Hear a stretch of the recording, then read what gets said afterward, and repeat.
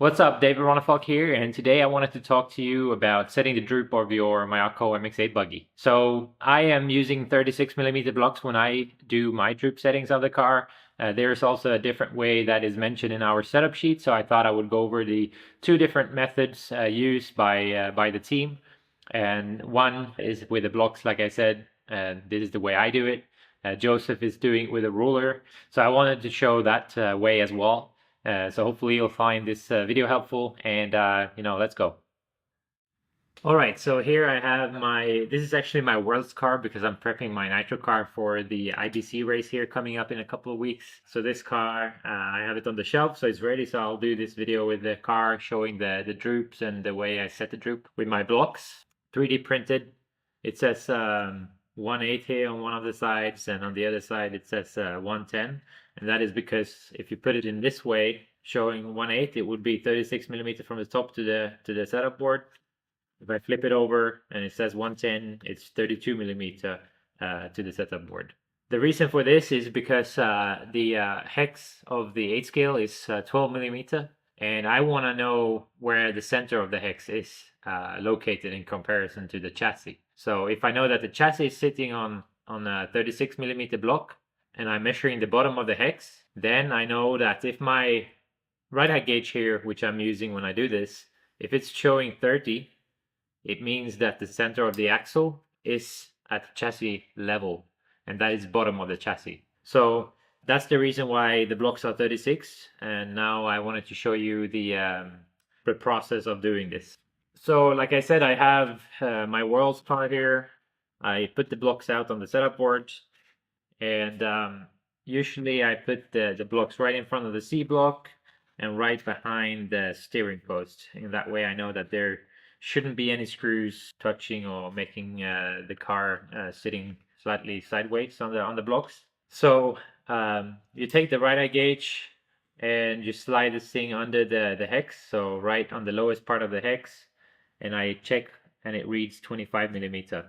And like I said before, with the 36mm block, measuring under the hex, 30 on the right eye gauge would be 0, so in level with the bottom of the chassis. So center of the hex, level with the bottom of the chassis.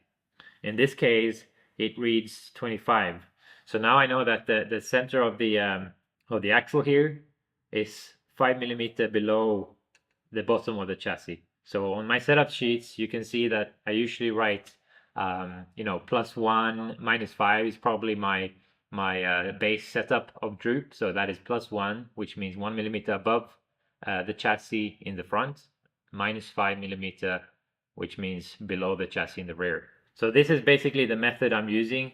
What is important is that you make sure that camber and everything is already set when you are starting this process. So you want the camber in the front and the rear to be set, especially in the front on the Mayako, because we have the droop screw here outside on the C-hub, which means if you set the droop first and then you go and set the camber on the front, the droop will change. Because if you shorten the top link here, you have the droop screw pushing on the C-hub, so if you shorten the top link, it would be pushing and you will reduce the droop, and vice versa. So if you make the link longer, the C-hub will go away from the droop screw, and then you will get more droop. So set the camber first. Of course, you want everything in the ballpark, but camber first. When you have your camber set, you go and check the droop. And this is if you are doing it in this way with the blocks. So very easy way to do it. I can show you here. I'll just reduce a little bit, and now I can read 30mm here on my setup gauge, which means now the rear end is level with the chassis. So again, I will unscrew the droop screw here, and then it comes back to 25.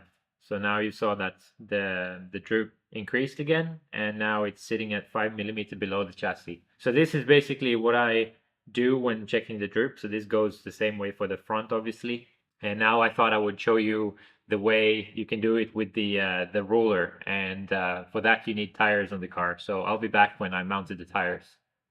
All right, so I have the car and the table, everything turned around here just to make some space for me, because what you want to do if you're at the track using this method with a ruler, you want to have the setup board sitting on the very edge of your table so that you're able to come here from the bottom with the ruler.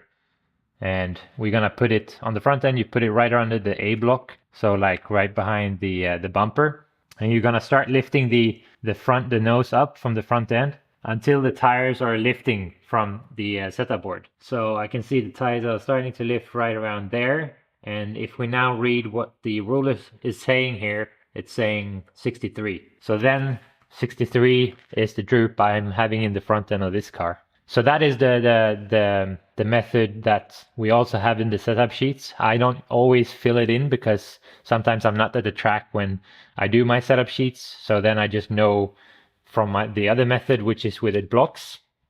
I'll show you the way, for the rear as well, but it's very much the same thing. So you just come with the ruler from the bottom again, right around where the D block is. You start lifting the rear end up, and I can see the tires starting to lift from the ground right around there. And now it's reading 65. So these are the two methods that we are using. I like the one with the blocks because I usually do it right before mounting the tires and I'm going out on the track. This is just a quick way if you like doing it in this way. And this is something that Josef has been doing for a long time. All right, so that was just me explaining the different methods that we have for setting the droop. And the droop is something which is very important for the handling of the car and something that I usually try a lot when I'm at the track because it's an easy thing to kind of change, especially if you have a big guy helping you. You can come into the pit, just adjust the droop, go a bit more, go a bit less, and then you can check what that ended up being on the blocks when you're finished with your run and you come back into the pits. So hopefully, this was helpful. Now you understand the two different methods, like I said, that are in the setup sheets as well. So yeah, that was all for today.